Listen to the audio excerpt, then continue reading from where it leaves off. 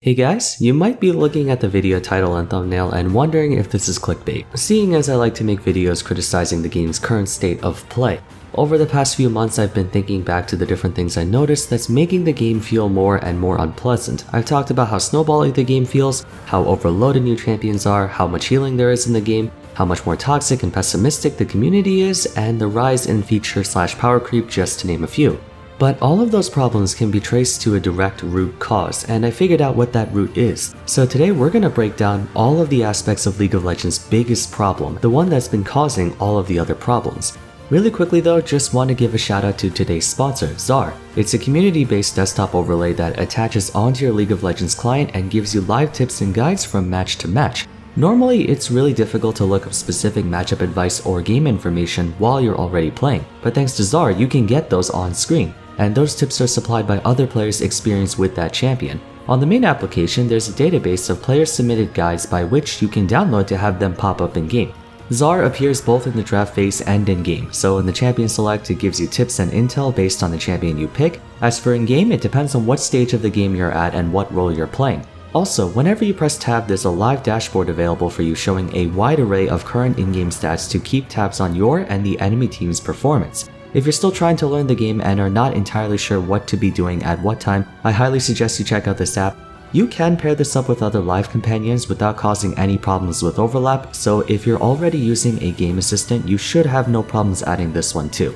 I should mention they are Riot compliant, so they work with the actual company itself to make this program.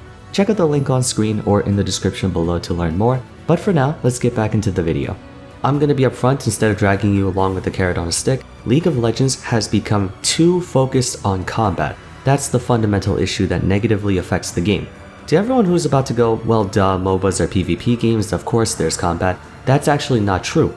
Combat is merely a subset of League's core gameplay. Easiest way to prove that is by answering one question. How do you win on Summoner's Rift? Destroy the enemy nexus, right? Victory in each game isn't predicated on who has more kills. In fact, there are a pretty respectable number of games where teams win with a negative score. Happens all the time.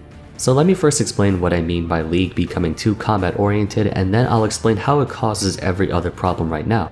3 things. First, what is the fastest, most consistent, and most effective way to acquire a statistical advantage in the game? Kills. For the sake of argument, let's forget the depreciating value that happens when you feed too many times. Each kill rewards you with 300 gold plus up to 150 for assists and a sizable amount of experience, especially if it's a solo kill. To my knowledge, you get a little more than half a level if it was a solo kill, and 1/3 of a level each if it was an assisted kill. If the targeted champion is above level 9 though, it gives an equal amount regardless of solo or assisted. To require 450 gold from minions alone, it takes you anywhere between 3 to 4 minion waves in the early to mid game, meaning it will take you 2 minutes to get that much gold, whereas a kill can be obtained in a matter of seconds. That's just one kill too. In a skirmish or team fight, you get that times the number of enemies you take down. A single 5 for 0 ace puts your team ahead by over 2,000 gold and effectively 2.5 collective levels. The only other element in the game that provides comparable gold and experience would be Baron, but he only appears past 20 minutes and every 5 minutes after being taken down. There is no readily available source of gold and experience that comes anywhere close to scoring kills. Second, what do all items in the game do? Give you increased kill pressure. The only ones that don't give direct combat stats are control wards. Every other purchase, from a mythic item to even a single health potion, gives you more kill pressure. Yes, even Mobi boots. Mobility in League of Legends is a combat stat through and through. There are no items in the game that apply a different practical function other than give you a bigger stick to whack the enemy team with.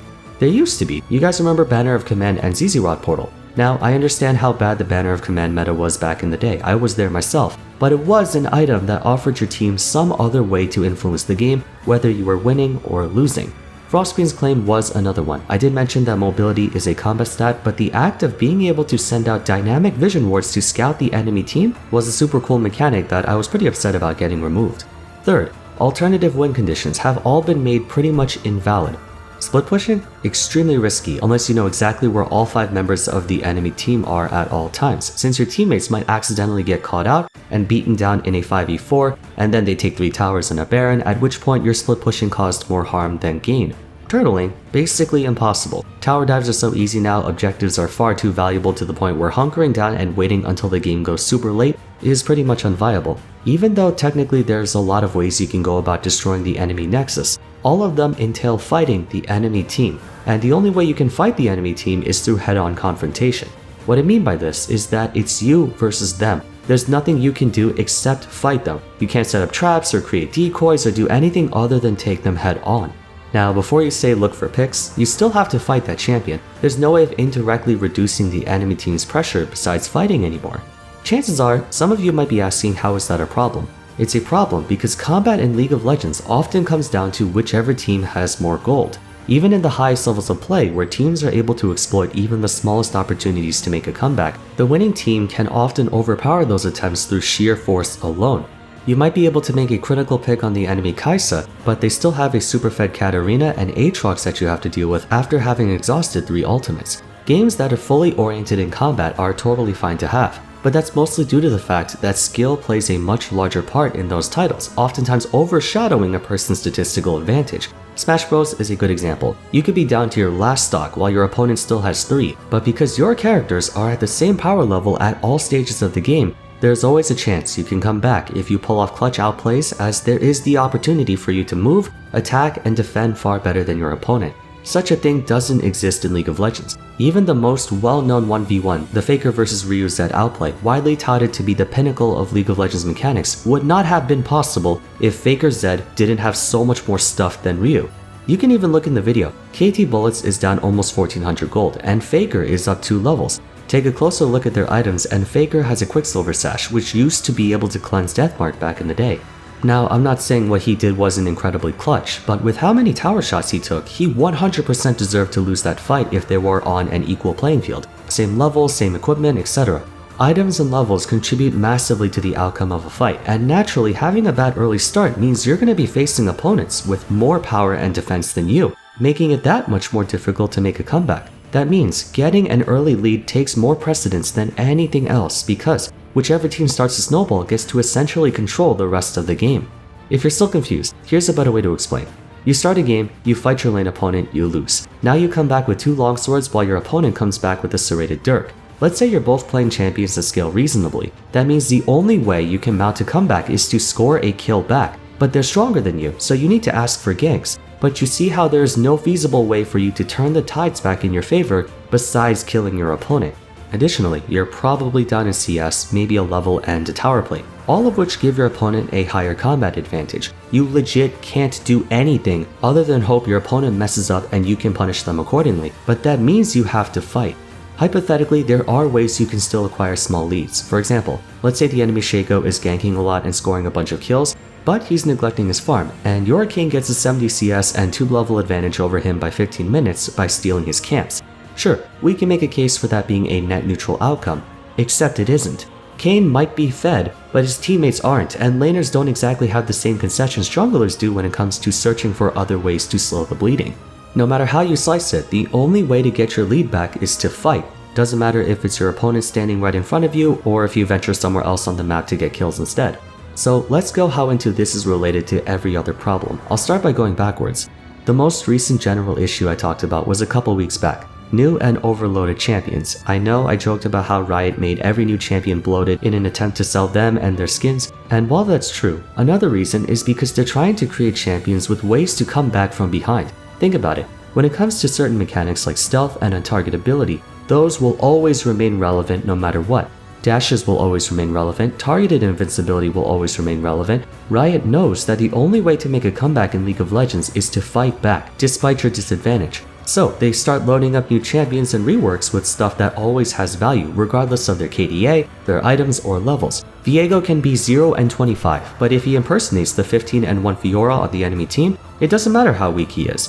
All Akshan needs to do in a team fight is score a takedown, not even a kill, on a champion who got a bunch of kills, and then he can revive teammates, no questions asked. Doesn't matter if he's hard 1v9ing or feeding to high heaven. That's why, nowadays, you see so many superficial things shoehorned into new champions that usually just end up being removed. It's their way of adding failsafes to make them still relevant in a game.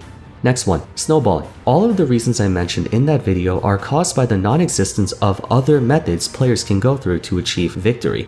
Whoever gets an early lead gets access to gold that will be impossible to obtain by their opponents. Tower plates go down in 14 minutes, first tower gold can only be given to one player. Runes give so much more combat pressure than ever before. Item power spikes are the highest they've ever been. Now just about everyone has a super powerful 2 item power spike. Stridebreaker and Starax, Gorgeringer and Starax, Immortal Shieldbow and Infinity Edge, Leandra's and Demonic, Rocket Belt and Cosmic Drive, everyone has 2 item power spikes. Dragon Souls and Baron give so much more combat pressure, and Elder Dragon is the worst defender of them all. Securing it essentially means the entire enemy team loses 20% of their maximum health due to the execute passive.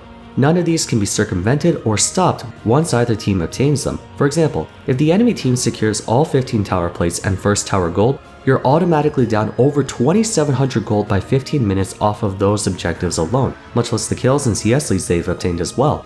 Then if they acquire other objectives like Baron and Elder Dragon, there's nothing you can do to stop yourself from losing, because the only way you can come back is if you fight them, but you can't fight them because they're way too strong.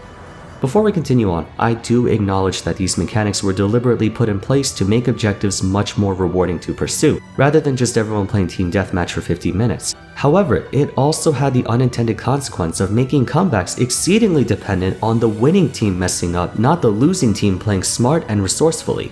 Moving on, the toxicity. You may have noticed in ranked games Platinum and above, people have a tendency to give up really quickly. Like the moment they hear enemy double kill, they just want to throw in the towel and go next. Truth be told, I'm not the most optimistic player myself, but I do agree that people are way too negative and quick to give up games. At the same time, when you look at the number of options, or lack thereof, I can't blame them for thinking they've lost before they've even began. Like I said, alternative win conditions don't exist anymore. Even if you play Yorick or Tryndamere and you buy Hullbreaker, you still need time and patience to execute a successful backdoor split push, and the enemy team likely won't let you get away with it for very long. Unless they're idiots, they're gonna rush towards Baron and take it down in like 2 seconds, then speed recall back before you can even get 1 tower. Once again, acting in the hopes that the enemy team is stupid enough to throw their lead, not because your team was able to pull off a more successful macro strategy. Notice how all negative downward spirals in League of Legends are based on the fact that the game has been made so binary in the progression of each match.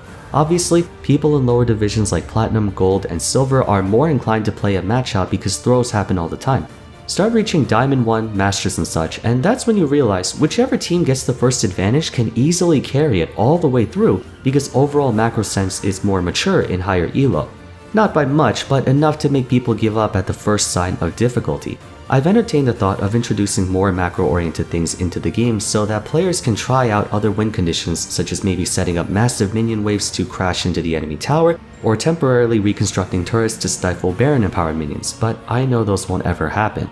So we're about 12-13 minutes into the video by now, and I have yet to explain why Riot is making the game so combat-oriented. Easy answer: players find it boring.